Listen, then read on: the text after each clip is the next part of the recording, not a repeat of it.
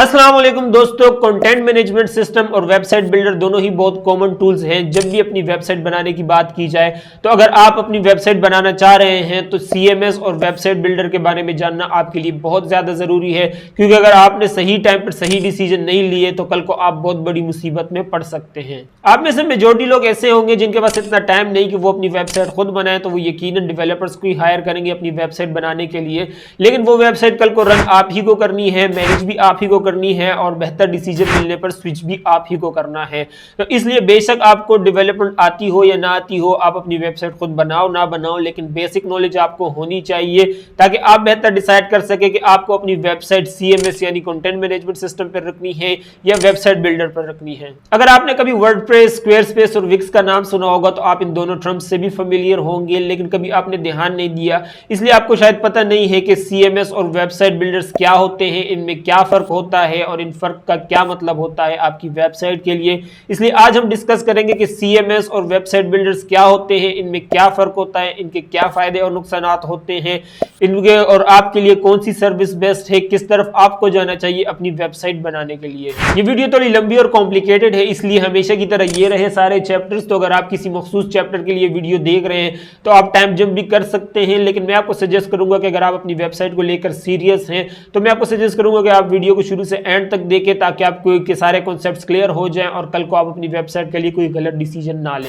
जब भी website create करने की बात की जाए तो जो दो कॉमन प्लेटफॉर्म टाइप्स हमारे सामने आती है वो है सीएमएस और वेबसाइट बिल्डर्स। सबसे पहले हम सीएमएस की बात करें तो कंटेंट मैनेजमेंट सिस्टम बेसिकली वो प्लेटफॉर्म्स होते हैं जो आपको अलाउ करते हैं कि आप इंटरनेट पर अपनी डेटाबेस में, अपनी वेबसाइट में कुछ भी स्टोर, पब्लिश, मॉडिफाई, डिलीट कर सकते हैं।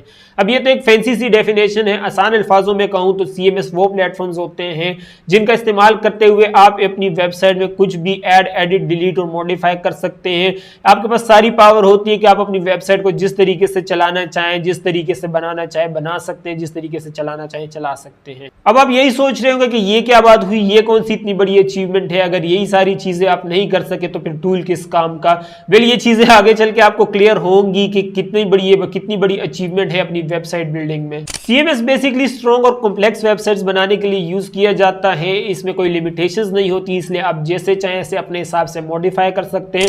वर्डप्रेस एक कॉमन एग्जांपल है सीएमएस प्लेटफॉर्म्स की जो 43% लाइव वेबसाइट्स दुनिया की चला रहा है।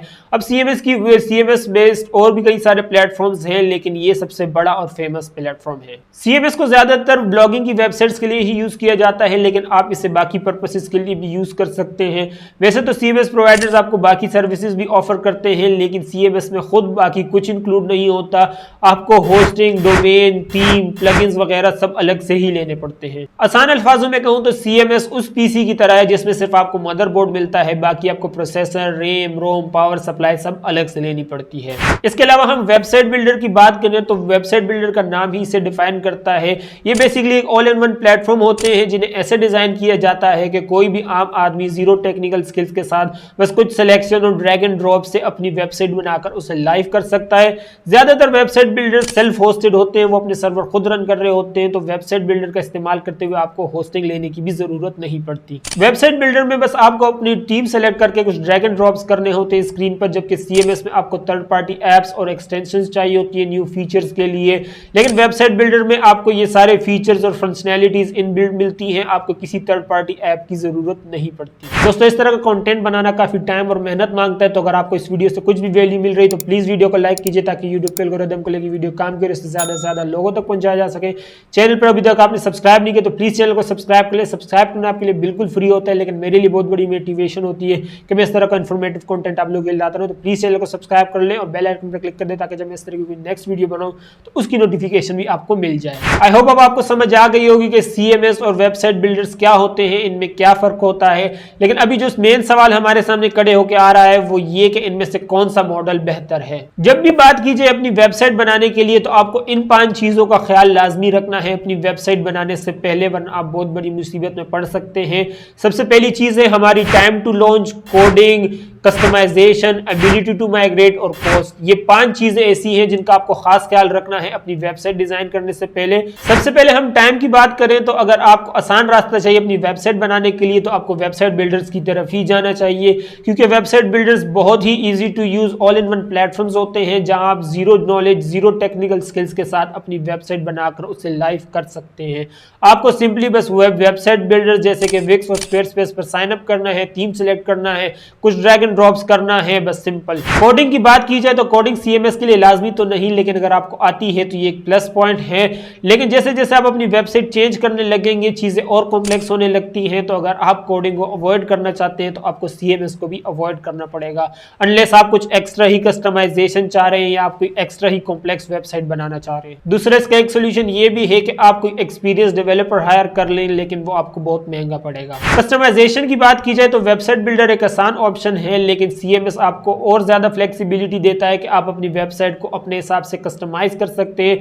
सीएमएस प्लेटफॉर्म्स के लिए आपको कई सारे इस तरह के प्लगइन्स ऐप्स मिल जाएंगी जो आपकी वेबसाइट को और ज्यादा फ्लेक्सिबिलिटी और कस्टमाइजेशन देगी। फ्लेक्सिबिलिटी तो आपको वेबसाइट बिल्डर्स भी देते हैं, लेकिन उसमें कुछ लिमिटेशंस होती हैं, क्योंकि वेबसाइट बिल्डर्स अपने प्लेटफॉर्म्स कंट्रोल करते हैं, तो आप अपनी वेबसाइट के साथ कोई थर्ड पार्टी एप्स और प्लगइन्स कनेक्ट नहीं कर सकते। माइग्रेशन की बात की जाए तो सीएमएस में आप अपनी वेबसाइट की होस्टिंग आसानी से स्विच कर सकते हो, जबकि यही चीज वेबसाइट बिल्डर में आपके लिए अजाब बन जाती है।